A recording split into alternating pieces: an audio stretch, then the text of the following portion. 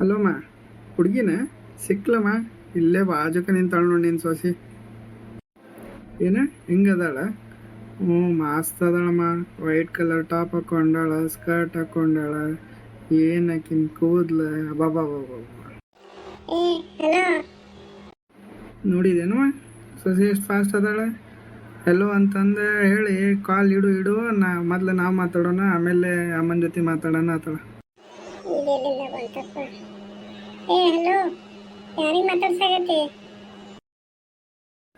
ನೋಡಮ್ಮ, ನಾನು ಮಾತಾಡ್ಸಕ್ಕೆ ಬಿಡತ್ತಿಲ್ಲ.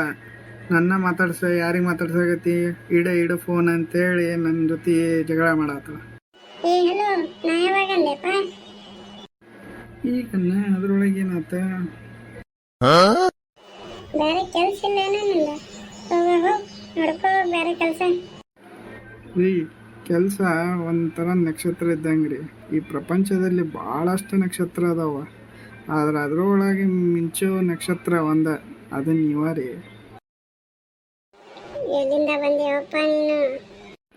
ನಾನು ಡೈರೆಕ್ಟ್ಲಿ ನಿನ್ನ ಹಾರ್ಟಿಂದ ಬಂದೀನಿ ನೋಡುವ.